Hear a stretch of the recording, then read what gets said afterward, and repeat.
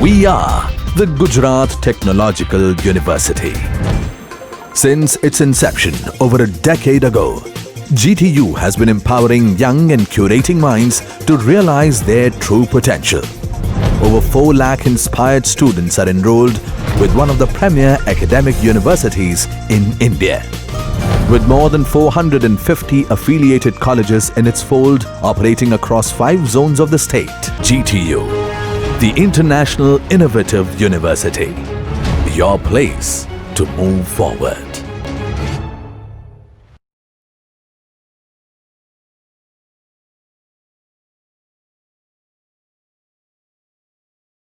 Morning, everyone. Today we will start a new chapter, that is malware behavior. See, so far we have learned about how to analyze the malware. Okay? And here in this chapter, we will identify the most common characteristics of the software that identify it as a malware. So it is very much important to identify the common behaviors of the malware family. Okay. And first topic is about the downloader and launcher. See, these are the two terms which is very commonly encountered as a type of malware. And about the downloader, it is simply download the another piece of malware from the internet and execute it on the local system. And normally downloaders are a package with an exploit.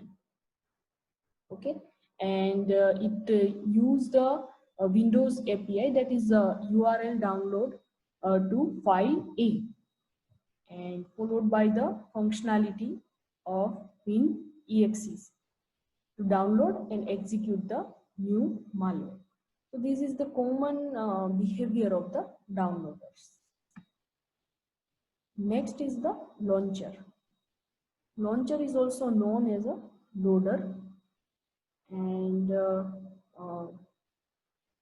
it is prepare another piece of malware for covert execution. Covert execution means a kind of hidden execution, and launchers often contain the malware that they are designed to load. Right? And it stores the malware in unexpected places like .rsrc section. That this is one of the part of the files that we know, right? So we will discuss this part in detail in the next chapter also. How to what are the characteristics of launcher and how it behaves. Next is the backdoor. Backdoor is a type of malware that provides an attacker with remote access to a victim's machine, right? Backdoors are most commonly found type of the malware, and normally it communicates over HTTP port 80. And the networks, it is which is useful to find out the network signature for the detection. And some of the common capabilities that we can identify for the backdoors, that it manipulates the registry, then enumerates display windows, then create directories, search files, etc.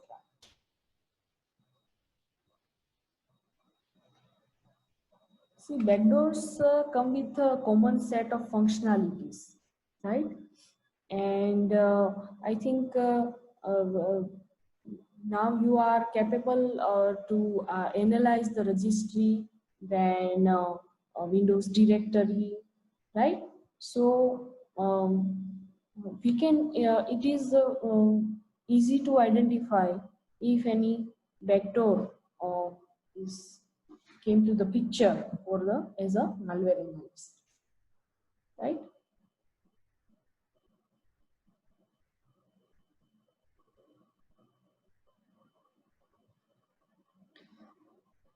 See, about the reverse shell, we have discussed in dynamic malware analysis techniques. A reverse shell is a connection that originated from an infected machine and provides the attacker's shell access to that machine. Okay, and reverse shells are found for both standalone malware as well as component of more sophisticated backdoors. So here you can see the two screen is available. Using the netcat, it can be used to create a reverse shell by running it onto the two machines. Okay, here you can identify the two machines, two different machine screen. One in which we can see here one command ncat-l80. Okay, and using the netcat, we can create it for the remote machine. And here the -l option is sets ncat to listening mode for the port number 80, and -p is used to set the port on which to listen. Okay, so basically the command is used nc-l-p then 80, and at the victim machine connects and provides the shell using the command like ncat or nc, then listener IP. Here one IP is given, that is 192.168.119.191. Then port number, that is 80. -e option is used to designate a program to execute once the connection is established. And cmd.exe is a file, executables file, to executes the designated program.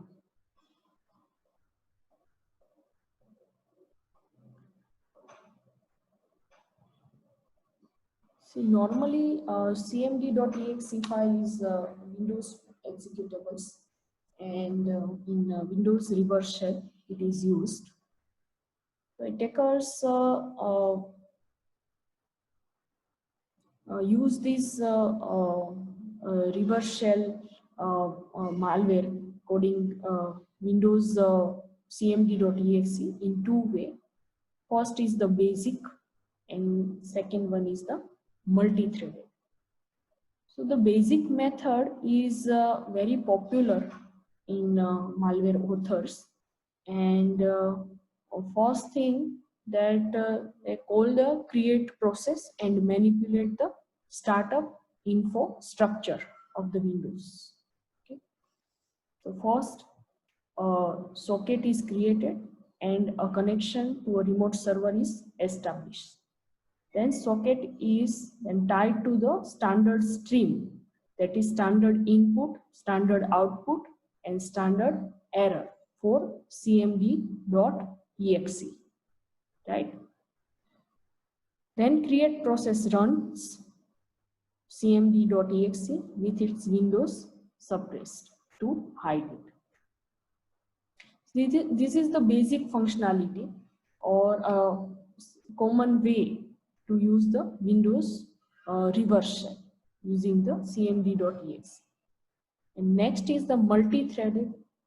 See, in multi-threaded version of the Windows reverse shell, it involves the creation of the sockets, 2 pipes and 2 threads. And normally in API calls, the create threads and create pipe, these two API libraries are used. This method is sometimes used by the malware authors as a part of strategy to manipulate or encode the data coming in and going out over the socket. So create pipe can be used to tie together read and write ends to the pipe, such as standard input that stdin and standard output that is std. And create process method can be used to tie the standard string to pipe instead of the directly to the socket, right? So here we can see that create thread, create pipe, create process. These are the methods which is used for the Windows reverse shell in multi-threaded functionalities.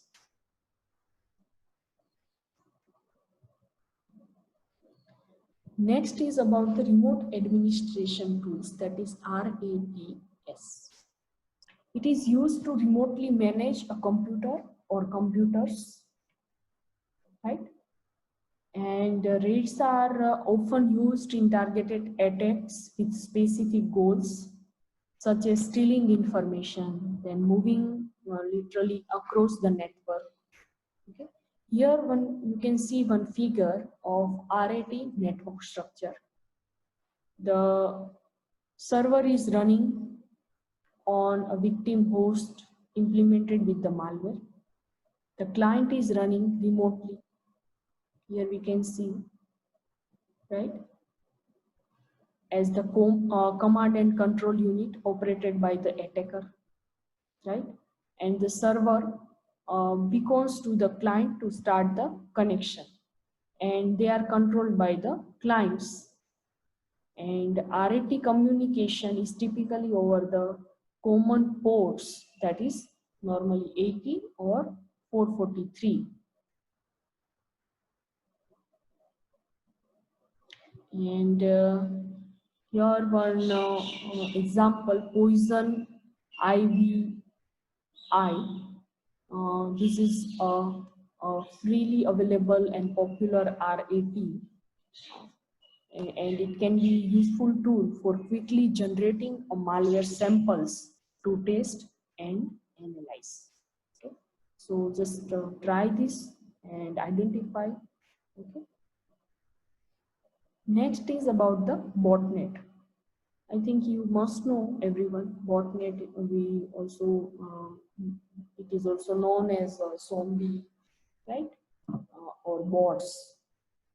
So it is a collection of compromised hosts, okay, also known as zombies, right, and that are controlled by a single entity, and usually through the use of servers known as the botnet controller.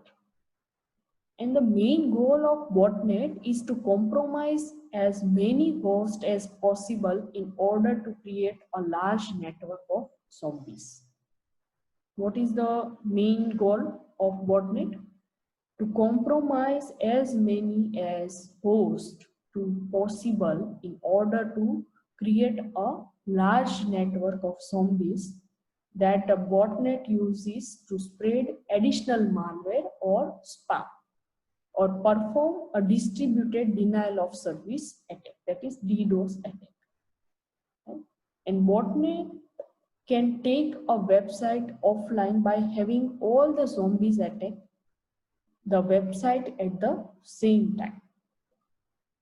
So here there is a difference between a botnet and RAT structure, remote administrative tool and botnet. First is botnet have been known to infect and control millions of hosts, while in RATs it typically control far fewer hosts. Okay.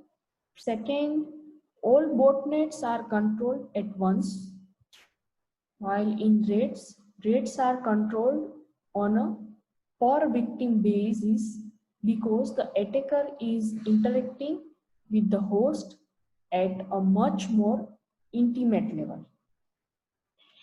And third difference is botnets are used in a mass attack, while RATs are used in a targeted attack. Okay. So these are the three main difference between RAT and botnet. Next is the credential stealer. See, the basic aim of credential stealer is to gain your personal information, passwords, username, very essential information of the system. Basically, three types of malware, which is use this type of characteristics of credential stealer. That is programs that wait for user to log in and steal the credential. This is the one. The second, programs that dump the information stored in Windows, such as password, hashes, to be used directly or crack it offline. This is second. And third one is programs that log keystrokes. So these are the three common types. First is programs that wait for a user's login, and then it will try to steal your credential. Second one is a program that dump the information stored in the Windows, right? And third one is using the keystroke logger. So let us see in detail one by one. See here, one Gina interception is discussed.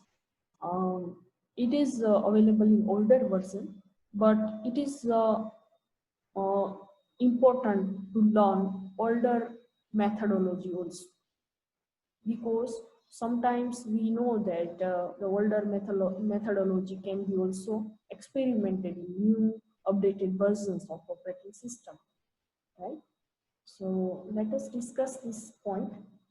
See, this is a graphical identifier and authentication. Short form is GINA, G-I-N-A.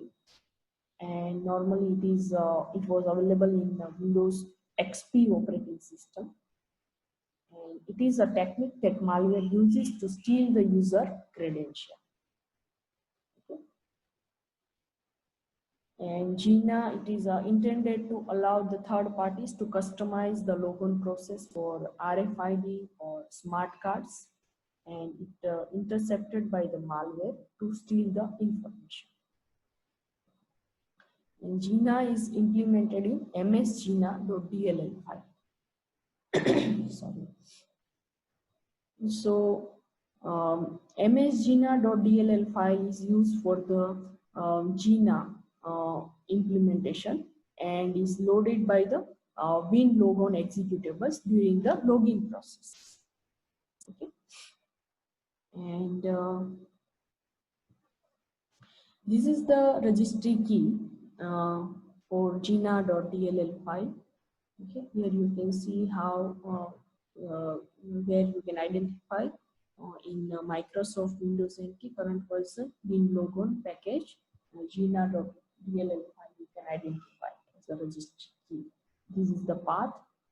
Okay, and it contains the third-party DLLs to be loaded by Windows logo, WinLogon.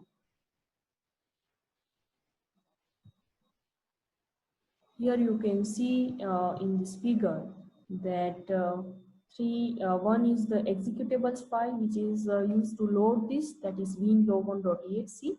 Then fsgina.dll is in between these two files, that is winlogon.exe and msgina.dll. And this is the malicious file, is in between these two Windows files to capture the data, right? That is fsgina.dll.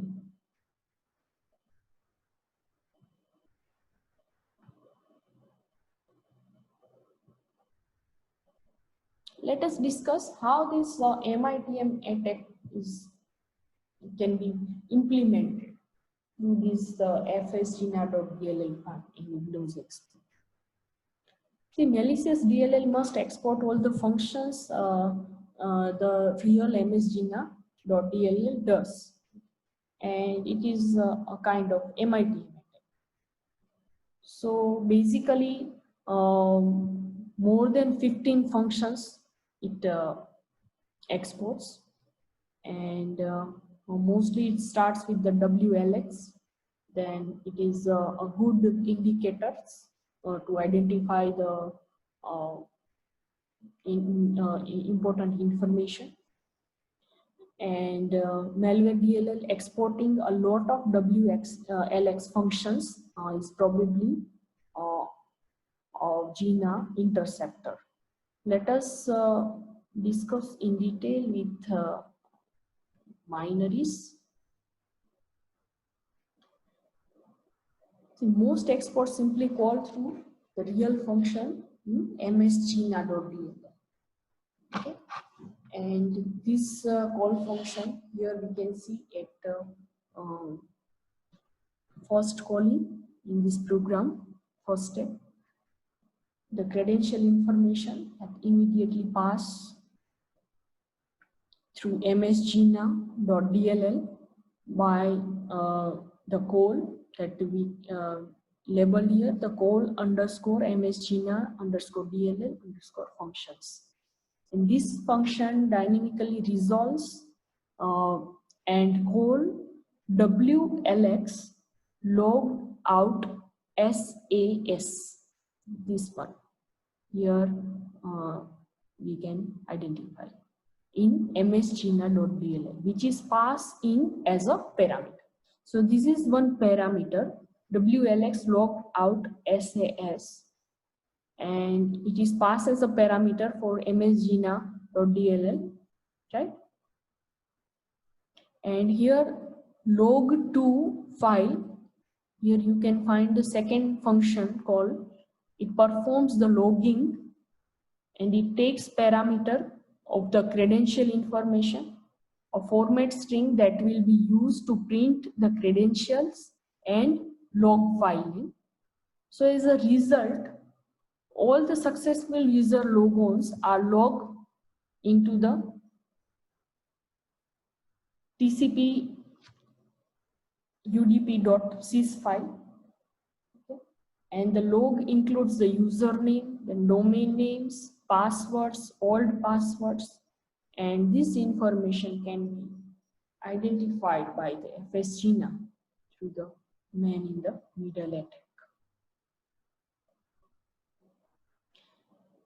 And now after Windows XP, GINA is almost gone in Windows Vista and in later version. It is not longer used due to this vulnerabilities, and it is replaced by the credential provider. In here you can see the credential providers registry keys.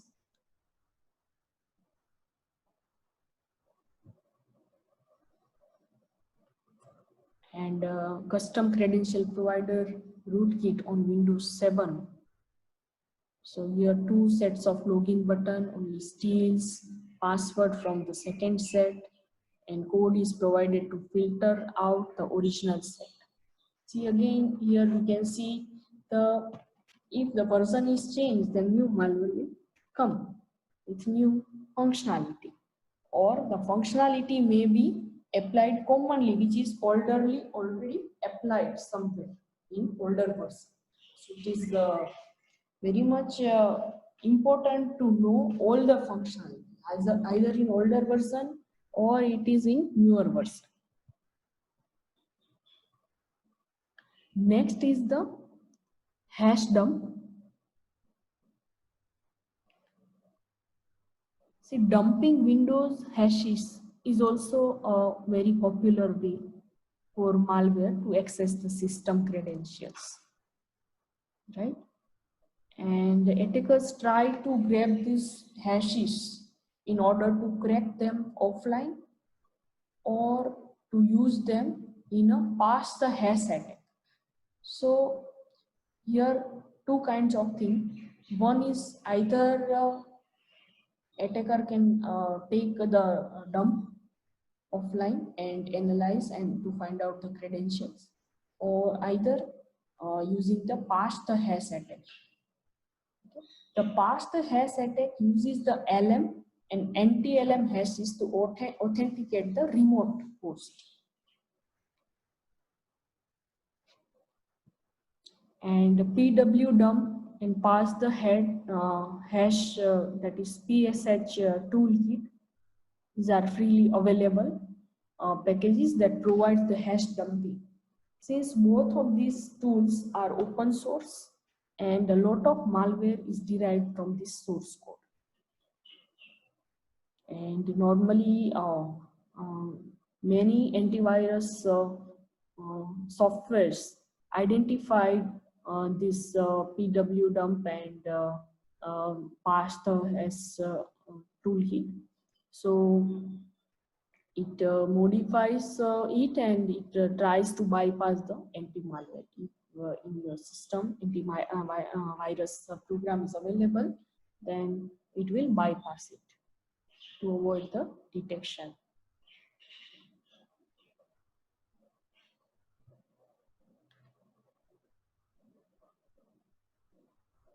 Normally, it injects a DLL into the local security authority subsystem service, that is LSASS, and for that LSASS executables is used. Okay, and to get the hashes from the security account manager, then injected DLLs runs inside another process, gets all the privileges of the process, then LSASS is commonly targeted to identify the high privilege area of your system and access to many useful API functions. Okay, so these are the basic characteristics of pwdump and how it identifies your credentials using the dump information.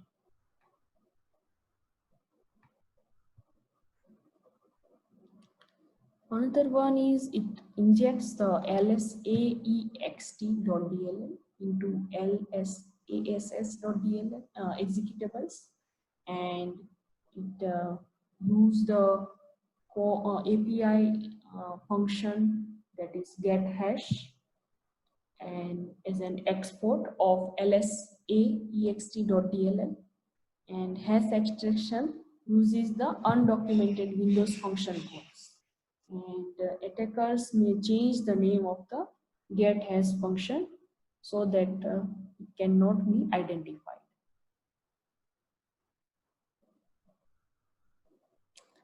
These are the variants of pwdump. Normally uses these libraries. One is the same srv.dll to access the same, that is security account manager. Then adv api32.dll to access the function not already imported into lsass executables. Then several same functions, hash extracted by same I get private data, then decrypted with the system function 025, system function 027, okay, and some undocumented functions. So these are the common libraries which is used as a variant in pwdump. Let us see how this API calls used by the pwdumps. Here you can see the code obtaining the handles of the libraries like same srv.dll, that is first one here, tag is available. Second is the adv api32.dll via load library functions, load library functions. Here we can see in the second instruction. Then normally same srv.dll contains an API to easily access the same, and adv API ct32.dll is resolved to access the functions that not already imported into the ls.ass.exe, right? The pwdump variant DLL uses the handles to these libraries to resolve many functions. So with the most important 5 shown here in this program, and it calls with the get process proc address function call, right? And here these are the main, this one same IConnect, then same query information user, then same I get private data, system function 025, system function 027. And none of the API functions in this listing are documented by the Microsoft. So normally these are the main functions which is API or API calls that is used as a variant to identify the export functions and to find out the important information to steal the credentials, right?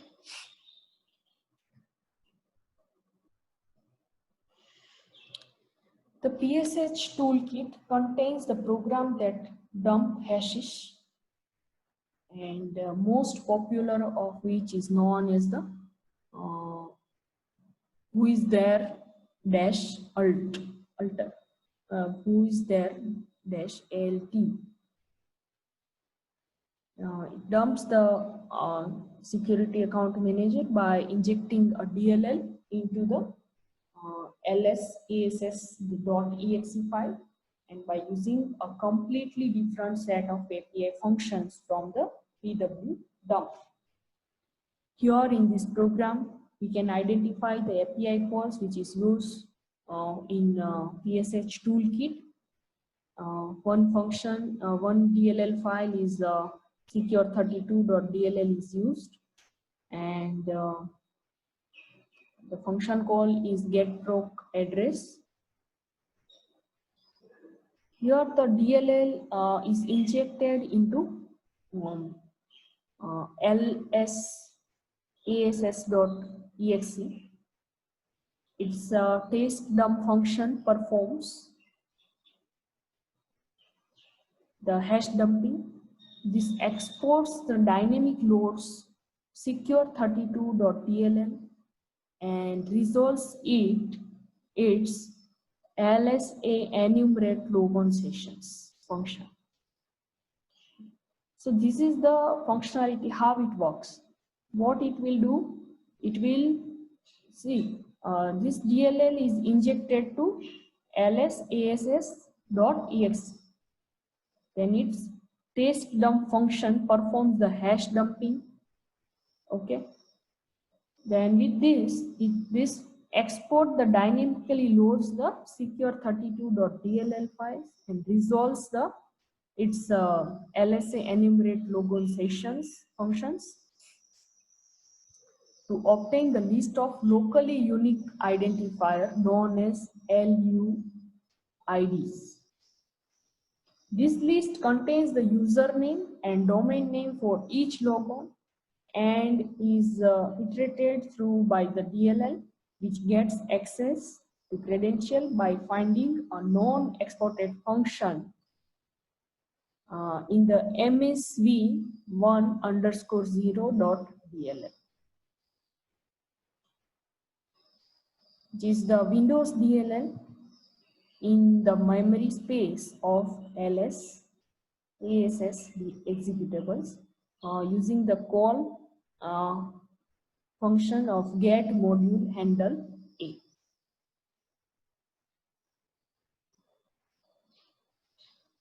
In this function, NLP get primary credential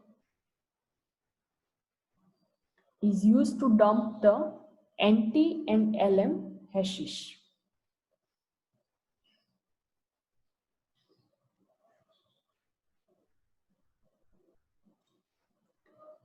So while it is important to recognize the dumping techniques, it might be more critical to determine what the malware is doing with the hashes. Is it storing them on a disk, or posting them to a website, or using them in a parse the hash attempt? These details could be really important. So identifying the low-level hash dumping methods should be avoided until the overall functionality is determined. So it is very much important to identify all our functionalities of any malware, right? Okay. And third one is the using the keystroke logging, right? So normally it is there are basically two types: kernel based keylogger and user space keylogger. The kernel based keylogger, it is difficult to detect with the user mode application, and it is a frequently part of rootkit. As we know, the rootkit is directly damaged to our kernel mode of operating system, and it acts as a keyboard drivers, and it bypass the user space programs and protections. In user space keylogger, it is normally uses the Windows API, and it is implemented with the hooking or polling. Now, what is hooking or polling? So hooking uses the Windows API to notify the malware each time a key is pressed, typically with the set Windows hook ex function. Okay. And next is the polling. That polling uses the Windows API to constantly poll the state of the keys, typically uses the get async key state and get foreground Windows functions, okay, to get the constantly poll the state of the keys. So these are the two ways of keystroke logging. Okay.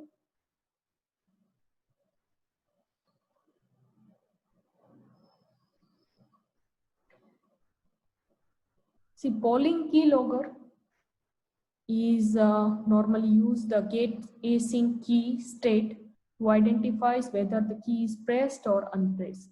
And second functionality, that to get for foreground Windows to identify the foreground Windows process. And it loops through the all keys, then sleeps briefly, okay, and repeats the frequently enough to capture all the keystrokes.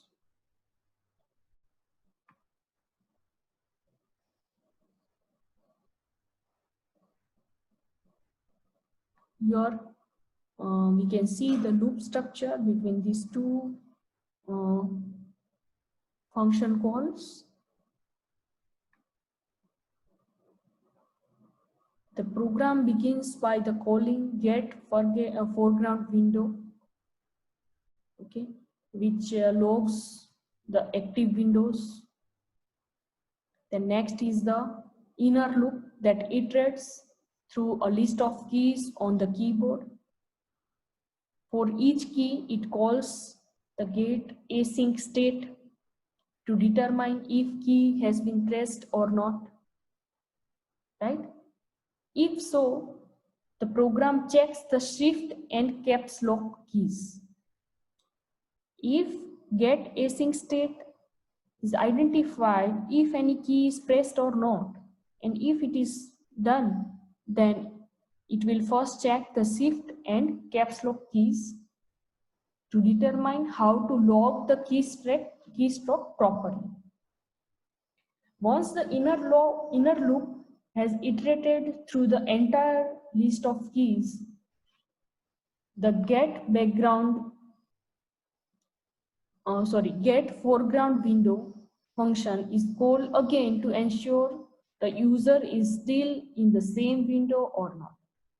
So this process repeats quickly enough to keep up with the user's typing.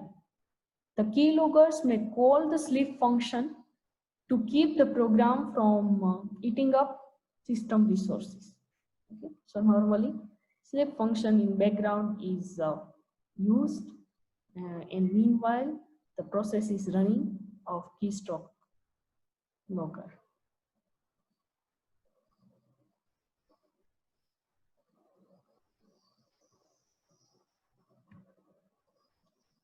Here we can recognize the keylogger functionality in malware by looking at the imports for the API calls or by examining the string listing for indicator. And these are the very important string listing, that is up and num block, down, right, up, left, and page down. These are the very much important keystrokes and string list which is identified for the keyloggers. If a keylogger wants to log all the keystrokes, it must have a way to print keys like page down and must have access to these strings. Okay. So working backward from the cross references to these strings can be a way to recognize the key logging functionality in the malware. So with this, I would like to conclude, and in next session, we will discuss about the persistent mechanism. Before complete this session, I would like to tell today is the Earth Day, 22nd April 2020, and let us hope to quickly move out the situation COVID-19, as well as let us save our Earth, let us save our planet for all and every, each and every living creatures. Okay, so stay home, stay safe. Good day.